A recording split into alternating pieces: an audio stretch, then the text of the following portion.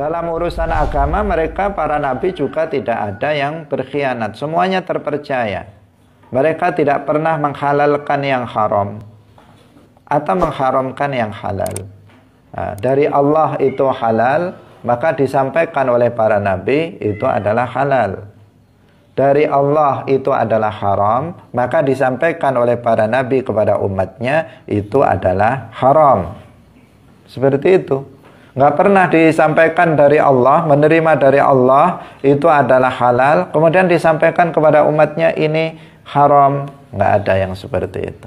Atau dia menerima wahyu dari Allah bahwasanya hukumnya itu haram, kemudian disampaikan kepada umatnya itu halal. Nggak ada seorang nabi yang seperti itu. Itu namanya berkhianat. Salatullah, salamullah, alal hadi Rasulillah.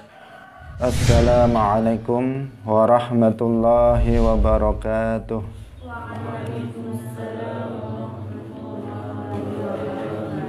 Alhamdulillahi rabbil alamin. Lahu ni'matu wa lahu al-fadlu wa lahu al-thana'ul hasan. Wa salawatullahi al-barri rahim wal malaikatil muqarrabin ala sayyidina wa maulana Muhammadin wa ala alihi wa ashabihi tayyibin tahirin. Allahumma la sahla illa ma ja'altahu sahla wa anta taj'alul hazna idza syi'ta sahla. Allahumma arzuqna al-ikhlasa fi niyyati wal qawli wal amal wa ba'du. Sanani thalatha. Wasif jami'ar rusli bil amanah wasidqi wat tablighi wal fatanah wa yastahilu didduha alaihim wa jaizun kal akli fi haqqihim irsaluhum tafaddulun wa rahmah lil alamin jalla mulin ni'mah wa yalzamul imanu bil hisabi wal hasyri wal iqabi wa thawabi wan nashri wasirati wal mizani wal hawdi wan nirani wal jinani wal jinni wal amlaki thumma al anbiya wal huri wal wildani thumma al awliya wa kullu ma jaa min al bashiri min kulli hukmin sara kadaruri wa yantawi fi kilmatil islami ma qad madha min sairil ahkami fa'akthiran min dhikriha bil adabi tarqa bi hadha dhikri a'la rutabi wa ghalli bil khawfa 'ala rajai wa sir li maulaka bila tanaim. Hadirin hadirat kaum muslimin muslimat, pemirsa Madu TV rahimakumullah. Alhamdulillah, puji syukur marilah kita sampaikan kepada Allah Subhanahu wa taala. Pagi hari ini Allah Subhanahu wa taala kembali mempertemukan kita, mengumpulkan kita dalam majelis ilmiddin, majelis pengajian kitab Al-Kharidatul Bahiyah karya Asy-Syaikh Ahmad Ad-Dardir. Semoga kebersamaan kita dalam pengajian ini mendapatkan keberkahan dari Allah Subhanahu wa taala sehingga kita bisa mendapatkan ilmu yang bermanfaat. Amin ya rabbal alamin. Shalawat dan salam semoga tetap tercurahkan, terlimpahkan kepada Nabi Agung Nabi Muhammad sallallahu alaihi wasallam, para sahabatnya, keluarganya, serta seluruh umat Islam yang mengikuti beliau ila yaumil qiyamah. Hadirin hadirat rahimakumullah. Mari kita memulai pengajian kita pada pagi hari ini dengan mengikhlaskan niat kita lillahi ta'ala. Pagi hari ini kita akan mulai pembahasan tentang bagian yang kedua dari permasalahan akidah, yaitu an-nubuwwah. Bagian yang pertama itu al-ilahiyah, tentang ketuhanan. Kita membahas tentang sifat-sifat Allah untuk mengenal Allah subhanahu wa ta'ala dengan pengenalan yang benar. Maka mulai pagi hari ini kita membahas tentang an-nubuwwah, tentang kenabian, membahas tentang sifat-sifat nabi, sifat-sifat para nabi, untuk mengenal para nabi dengan pengenalan yang benar.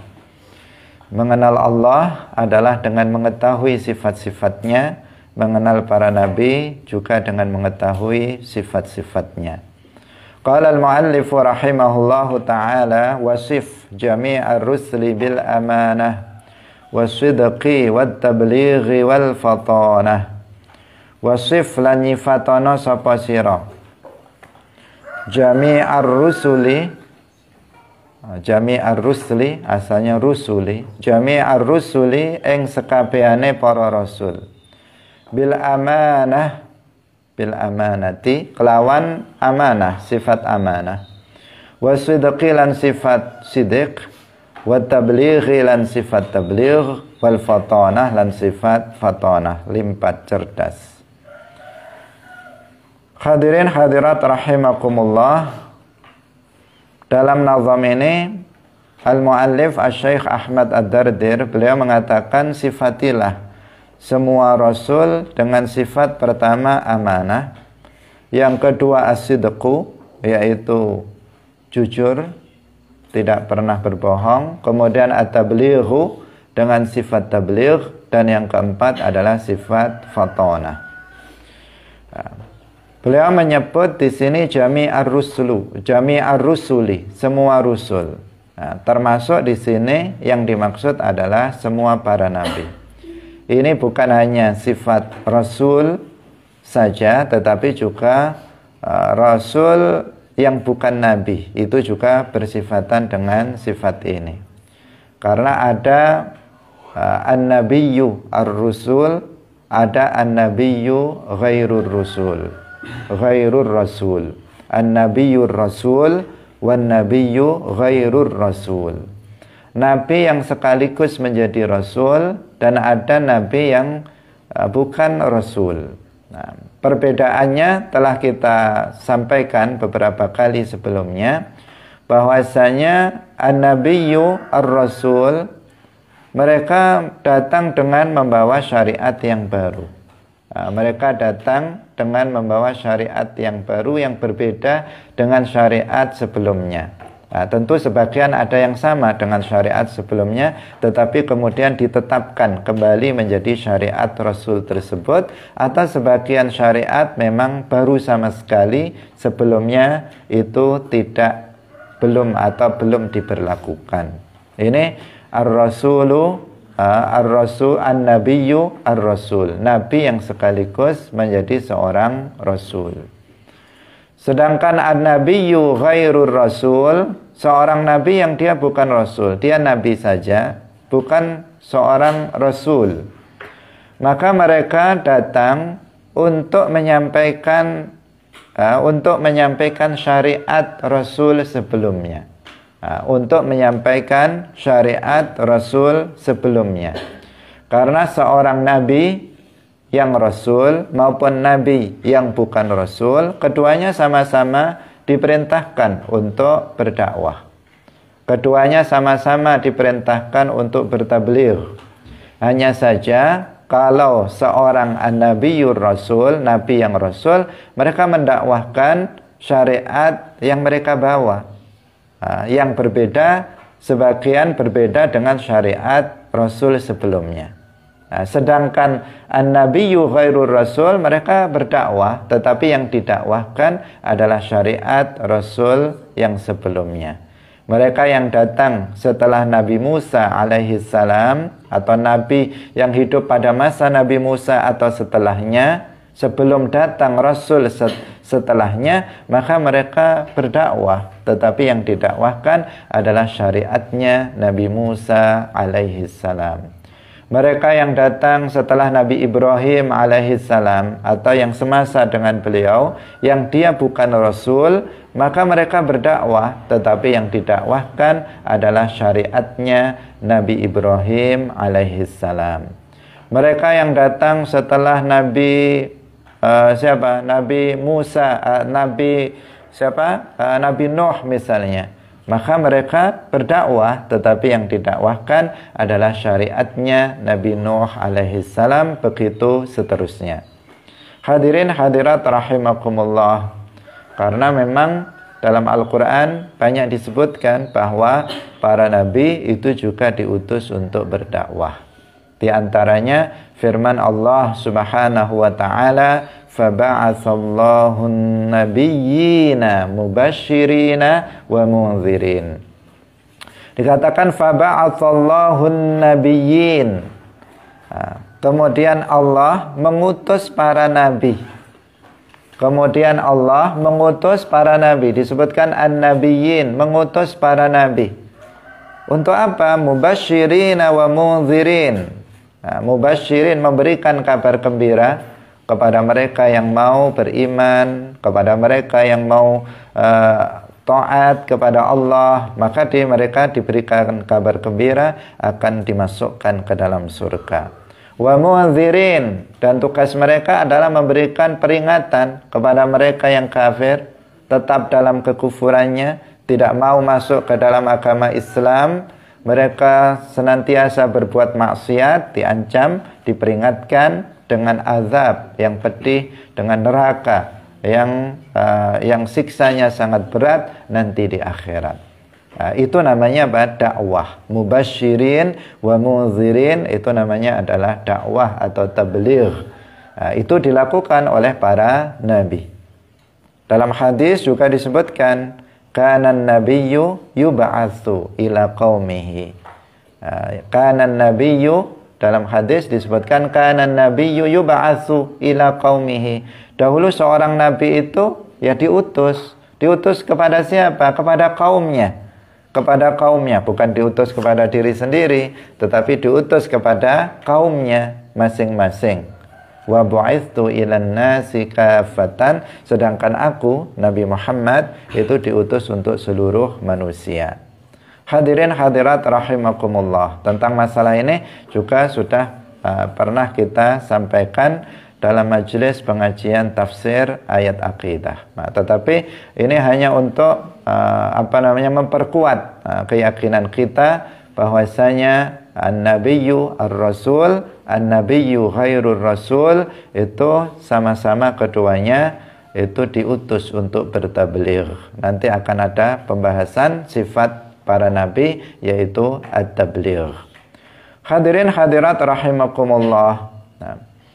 Tapi kita juga meyakini bahwa yang penting untuk kita garis bawahi juga bahwa seluruh para nabi, mulai dari nabi yang pertama, Nabi Adam alaihissalam, sampai dengan penutup para nabi, khatamun nabiyyin, yaitu Nabi Muhammad sallallahu alaihi wasallam, semuanya ja'u bil Islam, semuanya datang untuk mengajarkan ajaran Islam, mengajarkan akidah Islam.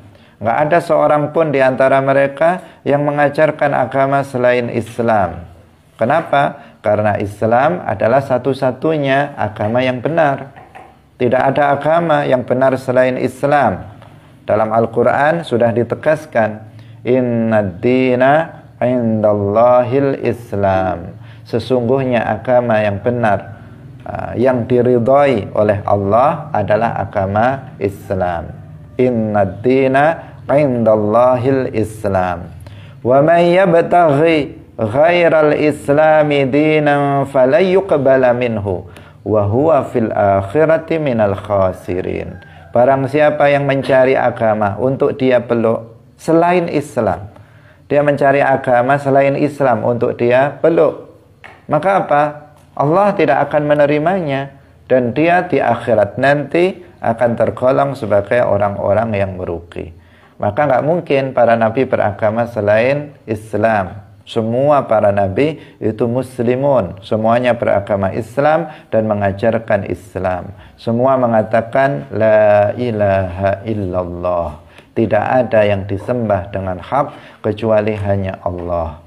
Rasulullah bersabda, afdalu ma qultu ana wan nabiyyuna min qabli la ilaha illallah.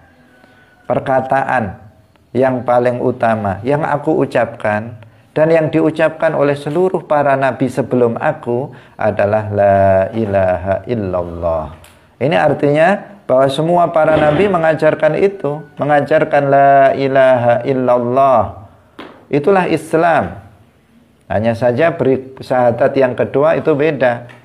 Kalau Nabi Muhammad, maka la ilaha illallah Muhammadur Rasulullah.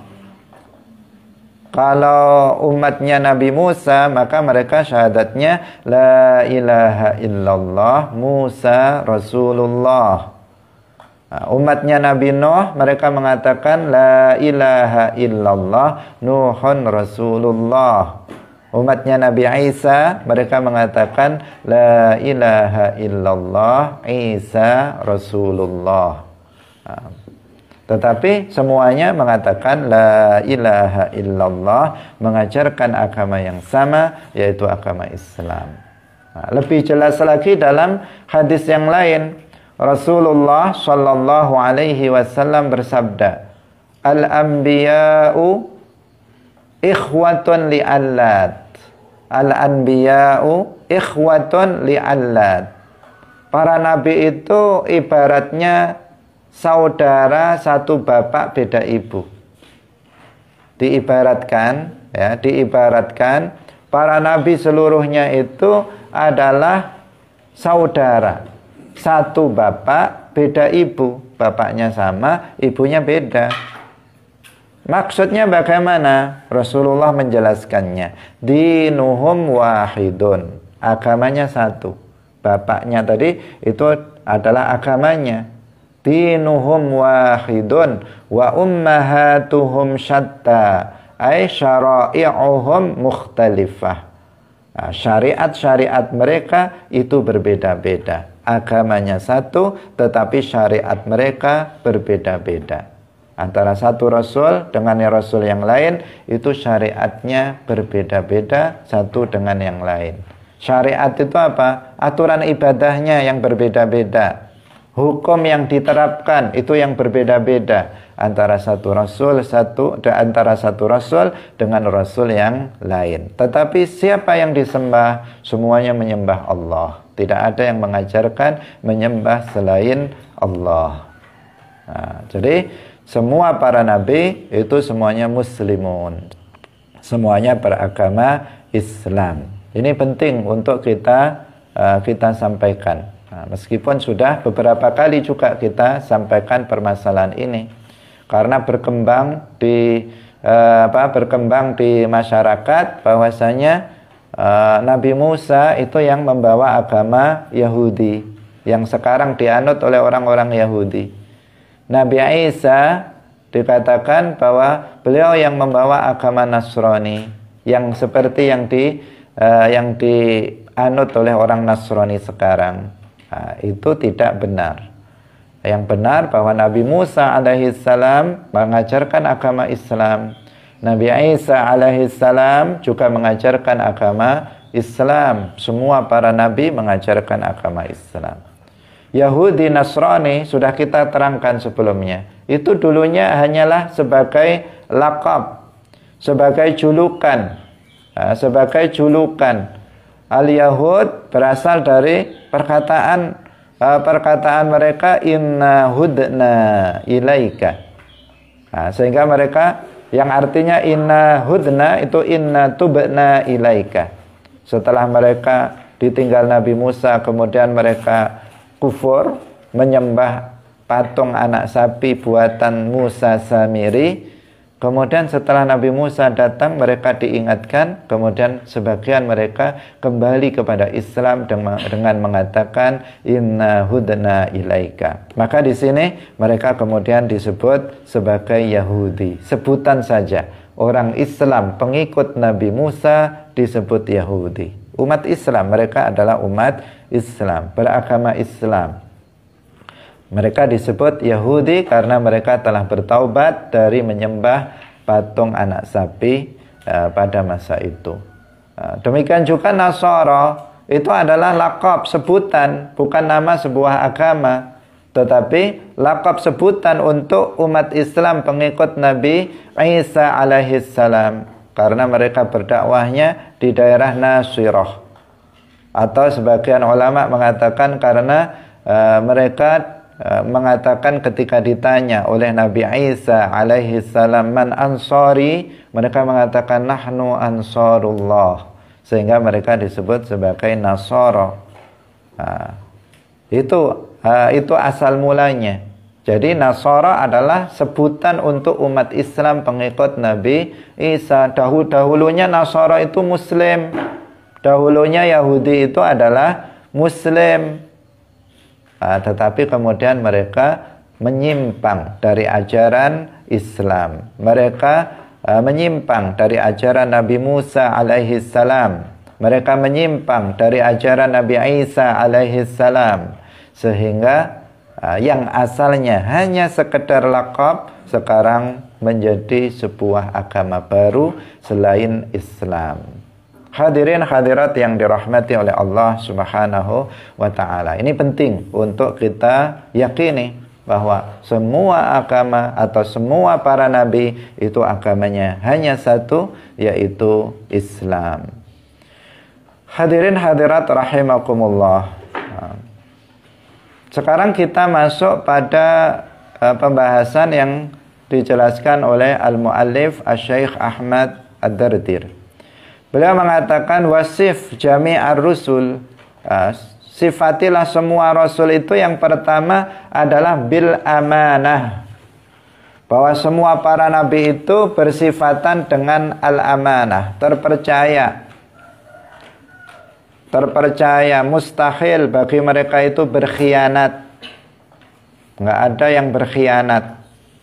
Artinya kalau diberikan sebuah amanah, kalau dalam urusan dunia ya diberikan semacam titipan, itu tidak berkhianat. Itu contoh khianat itu kalau misalnya seseorang misalnya dititipi sesuatu, tetapi kemudian dia mengambilnya, kemudian dia merusaknya, kemudian dia menghilangkannya, tidak menjaganya dengan baik, maka itu artinya dia berkhianat. Kalau ada seseorang diangkat menjadi seorang pejabat misalnya, maka itu amanah. Khianat itu bagaimana? Jika dia kemudian tidak memanfaatkan jabatannya untuk kepentingan yang sebenarnya, tetapi justru untuk memenuhi kepentingan dirinya sendiri, tidak untuk ngurus rakyatnya, tetapi untuk ngurus dirinya sendiri. Itu namanya apa? Khianat. Ada seseorang diangkat menjadi pengurus takmir masjid, tetapi dia malah ngambil uang masjid, maka itu namanya apa? Berkhianat. Ada seseorang diberi amanah untuk menjadi pengurus ini dan itu, tetapi dia tidak menjalankannya dengan baik, tetapi justru memanfaatkan kedudukan dia untuk melakukan sesuatu yang tidak benar, maka itu namanya khianat. Seorang nabi tidak ada yang pernah berkhianat, semuanya amanah, terpercaya. Bahkan Nabi kita Muhammad sallallahu alaihi wasallam sejak kecil beliau sudah diberi gelar oleh masyarakat dengan Muhammad Al-Amin. Muhammad Al-Amin artinya Muhammad yang dapat dipercaya. nggak pernah berkhianat kepada siapapun. Sekarang banyak sekali orang-orang yang mengkhianati orang lain. Ketika dia diberikan kepercayaan, dia mengkhianatinya. Termasuk banyak sekali amanah yang diberikan kepada kita. Amanah yang diberikan kepada kita itu sangat banyak. Termasuk harta benda yang kita miliki, itu amanah dari Allah. Maka kita harus memanfaatkannya untuk sesuatu yang sesuai dengan perintah Allah Subhanahu wa ta'ala. Anak adalah amanah dari Allah. Maka seseorang harus kemudian menjalankan perintah Allah dengan mendidiknya dan seterusnya sesuai dengan aturan yang telah Allah Subhanahu wa ta'ala tetapkan. Nah, para nabi itu nggak ada yang berkhianat, semuanya amin, semuanya umana, semuanya orang-orang yang terpercaya, nggak pernah berkhianat dalam urusan duniawi dan juga tidak pernah berkhianat dalam urusan agama, dalam urusan akhirat. Nggak ada yang pernah berkhianat di antara mereka. Satu pun nggak ada. Nggak ada yang pernah misalnya seorang nabi itu ketika dititipi suatu barang kemudian dia mengambilnya untuk dirinya sendiri. Nggak ada. Karena itu ketika Rasulullah Shallallahu Alaihi Wasallam hijrah ke Madinah, Sayyidina Ali diminta untuk tetap tinggal di Makkah. Untuk apa? Untuk mengembalikan barang-barang titipan masyarakat Makkah ketika itu yang dititipkan kepada Nabi. Kenapa kok banyak orang yang titip sesuatu barang kepada Nabi? Karena beliau terpercaya. Meskipun mereka nggak percaya dengan agama yang dibawa oleh Nabi, itu aneh. Itu sesuatu yang sangat aneh. Tetapi mereka mempercayakan harta bendanya kepada Rasulullah Shallallahu Alaihi Wasallam. Itu permasalahannya. Kalau mereka tidak menerima agama yang dibawa Nabi, itu permasalahannya adalah permasalahan hidayah dari Allah Subhanahu wa ta'ala. Karena dalam hati kecilnya sulit rasanya mereka untuk tidak percaya. Kenapa? Karena Nabi Muhammad itu nggak pernah berbohong. Sejak kecil sudah terpercaya, nggak pernah berkhianat sekalipun. Maka sangat aneh jika seseorang kemudian tidak mempercayainya ketika beliau membawa Islam. Ketika mereka berdakwah, mengajak mereka masuk ke dalam agama Islam. Tetapi karena Allah Subhanahu wa ta'ala memang tidak memberikan hidayah kepada mereka, sekuat apapun, sejelas apapun bukti di depan mata, seseorang tidak akan kemudian masuk ke dalam agama Islam. Hadirin hadirat rahimakumullah. Dalam urusan agama mereka para nabi juga tidak ada yang berkhianat. Semuanya terpercaya. Mereka tidak pernah menghalalkan yang haram atau mengharamkan yang halal. Dari Allah itu halal, maka disampaikan oleh para nabi itu adalah halal. Dari Allah itu adalah haram, maka disampaikan oleh para nabi kepada umatnya itu adalah haram. Seperti itu. Nggak pernah disampaikan dari Allah, menerima dari Allah itu adalah halal, kemudian disampaikan kepada umatnya ini haram. Nggak ada yang seperti itu. Atau dia menerima wahyu dari Allah bahwasanya hukumnya itu haram, kemudian disampaikan kepada umatnya itu halal. Nggak ada seorang nabi yang seperti itu. Itu namanya berkhianat. Itu namanya apa? Berkhianat. Dan khianat itu mustahil bagi para nabi. Sifat wajib bagi para nabi adalah al-amanah. Al-amanah. Hadirin hadirat rahimakumullah. Juga tidak ada seorang nabi yang pernah melakukan kekufuran, karena itu adalah khianah kepada Allah. Tidak ada seorang nabi yang melakukan maksiat besar, karena itu adalah khianah kepada Allah Subhanahu wa ta'ala. Jadi ketika seseorang melakukan dosa, bermaksiat, menjalankan apa yang diharamkan oleh Allah, sesungguhnya dia telah mengkhianati Allah Subhanahu wa ta'ala. Karena hidup kita ini adalah amanah. Amanah. Apa amanahnya? Agar kita beribadah kepada Allah.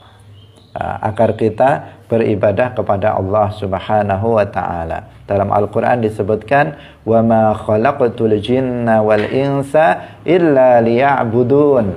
Dan tidaklah aku menciptakan jin dan manusia kecuali untuk aku perintahkan beribadah kepadaku.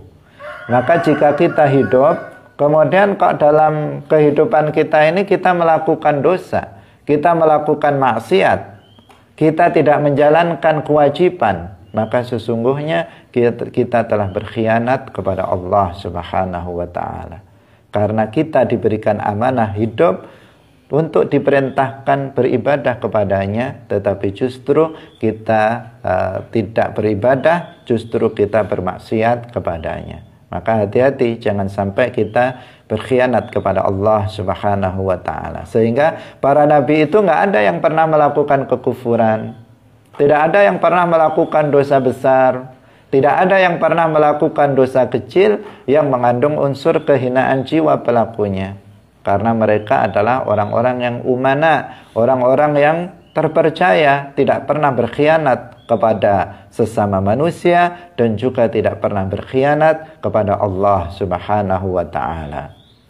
Nah, hadirin hadirat rahimakumullah. Ini secara global kita jelaskan tentang sifat yang pertama dari sifat para nabi, yaitu al-amanah, terpercaya. Nah, insya Allah nanti akan ada penjelasan berikutnya tentang permasalahan ini pada nazam yang berikutnya. Kemudian sifat wajib bagi para nabi yang kedua adalah as-sidqu, wasif jami'ar rusli bil amanah was-sidqi wat tablighi wal fatana. Sifat yang kedua adalah as-sidqu, jujur.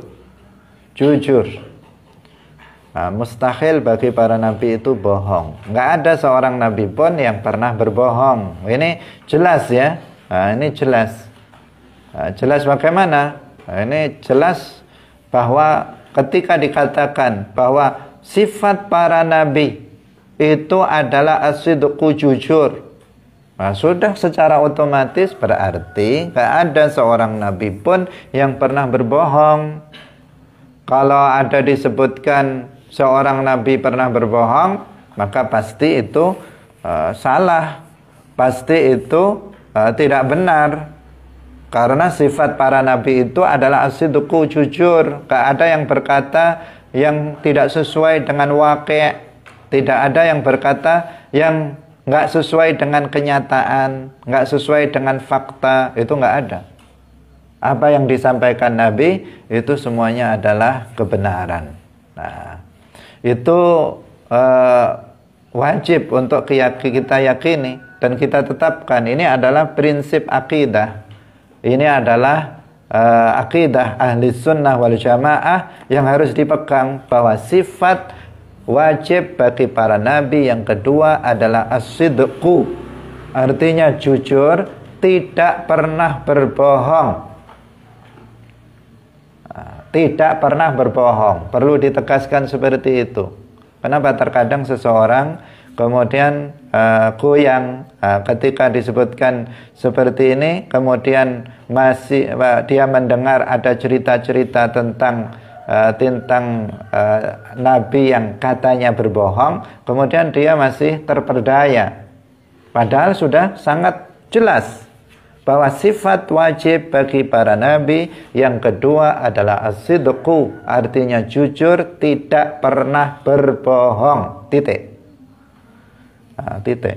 Sudah titik. Udah nggak ada tambahan tapi, nggak ada tapinya. Tetapi ini adalah udah nggak ada seorang nabi yang pernah berbohong.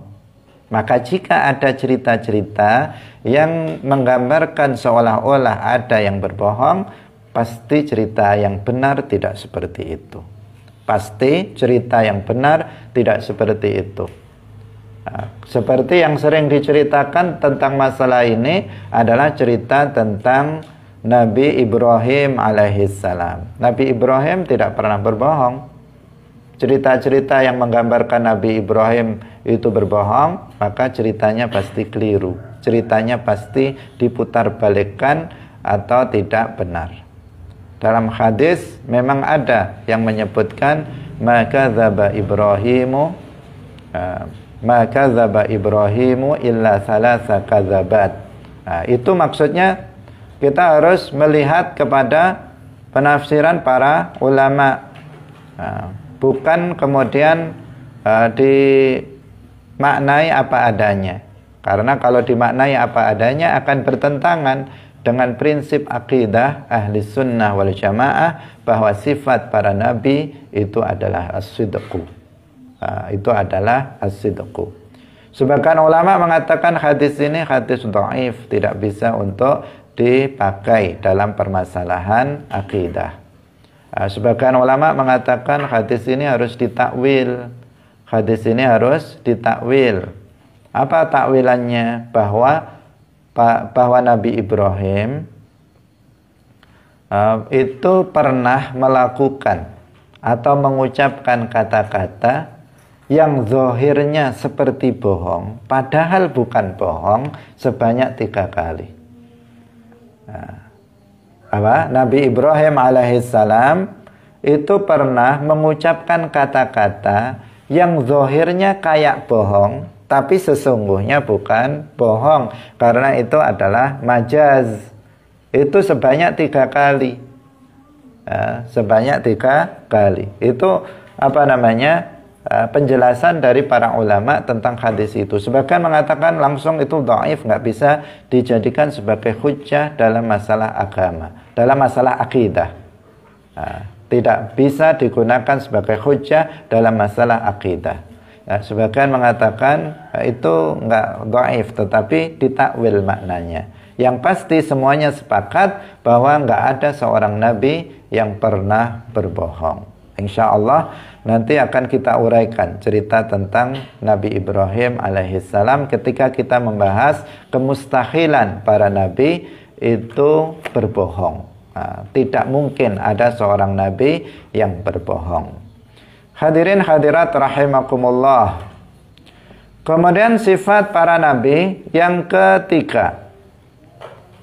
Sifat para nabi yang ketiga adalah at-tabligh. Menyampaikan dakwah. Menyampaikan dakwah. Semua para nabi menyampaikan dakwah. Nggak ada seorang nabi yang menyembunyikan dakwah atau kitman.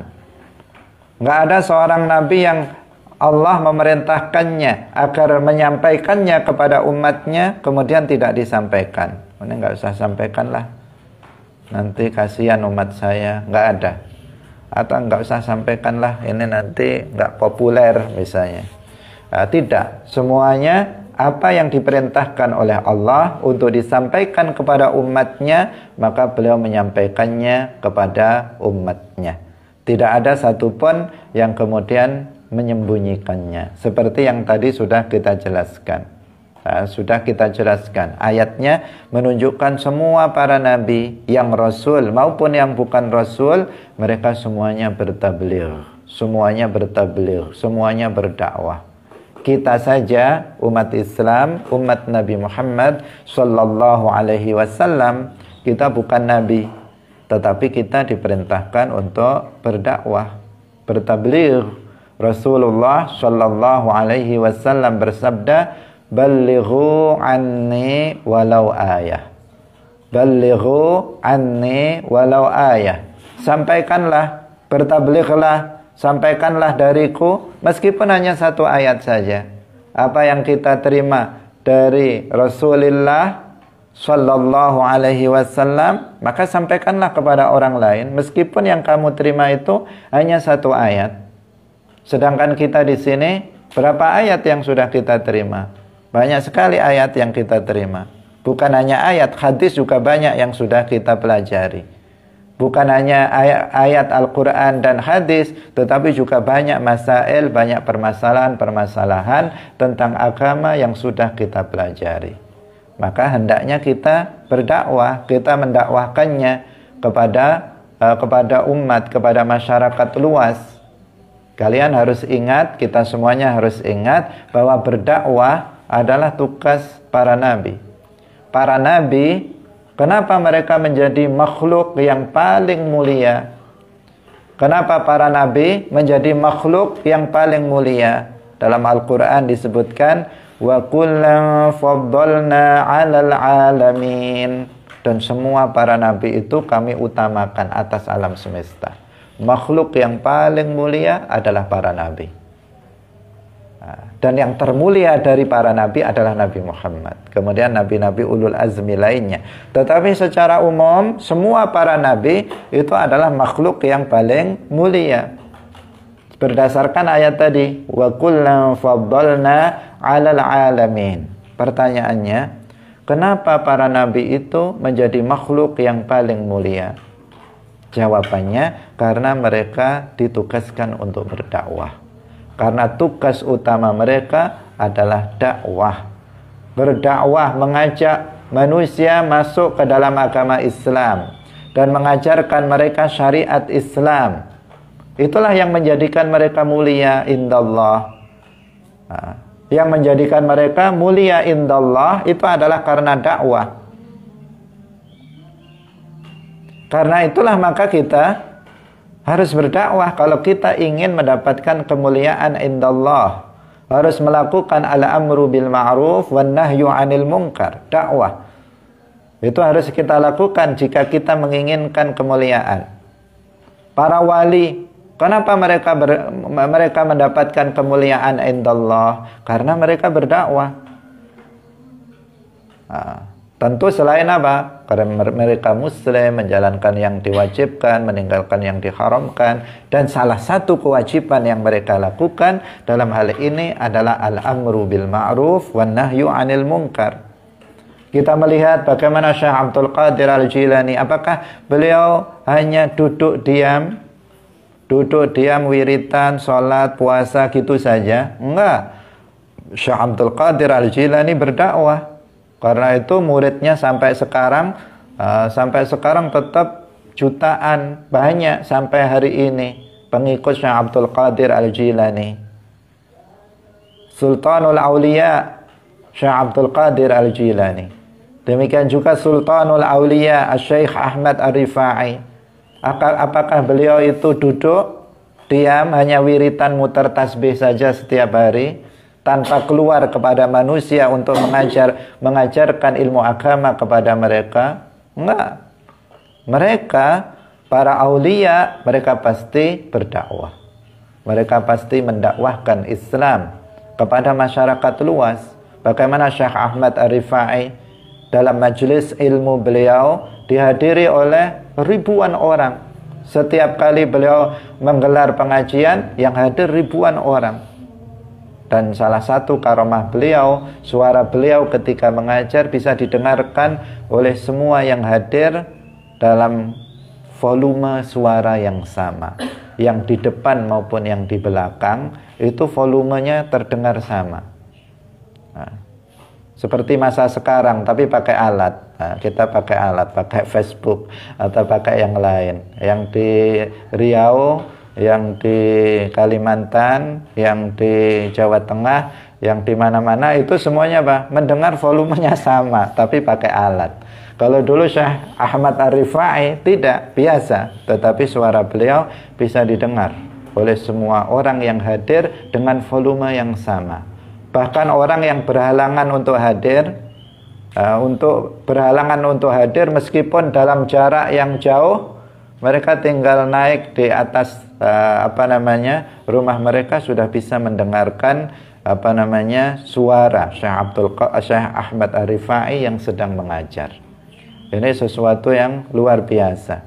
Jadi mereka para aulia berdakwah. Bagaimana kita mengenal di Indonesia Wali Songo, para wali 9. Siapa para wali 9 itu? Dikatakan wali 9 adalah penyebar Islam di tanah Jawa. Penyebar Islam. Mereka itu adalah para duat, mereka adalah para da'i yang berdakwah, yang mengajarkan Islam pertama kali di tanah Jawa ini. Kenapa mereka dikatakan aulia, menjadi wali, mendapatkan derajat yang tinggi indallah? Karena mereka berdakwah. Jawabannya apa? Karena mereka berdakwah. Sehingga mereka mendapatkan kemuliaan itu. Karena berdakwah adalah tugas para nabi. Dan apabila kita meneladani para nabi, mendakwahkan Islam, mengajarkan ilmu-ilmu agama kepada umat Islam, maka kita insya Allah juga akan mendapatkan kedudukan yang tinggi indallah. Itu yang harus kita lakukan. Maka jangan sampai kita tidak berdakwah. Nah, jangan sampai kita tidak berdakwah. Dakwahkanlah, ajarkanlah ilmu yang kita pelajari kepada orang lain. Meskipun itu hanya sedikit. Nah, tetapi yang kita sampaikan apa? Apa yang sudah kita pelajari dari guru-guru kita. Kita tidak mengajarkan sesuatu yang belum kita dengar dari guru kita. Tetapi kita mengajarkan sesuatu yang memang kita sudah mempelajarinya. Itu yang harus kita lakukan. Jangan diam saja. Apalagi pada saat sekarang ini berdakwah dimudahkan oleh Allah Subhanahu wa taala. Banyak cara, banyak media yang bisa dimanfaatkan untuk kita berdakwah. Bahkan berdakwah sekarang nyaris nggak ada tantangan. Berdakwah sekarang nyaris tidak ada tantangan.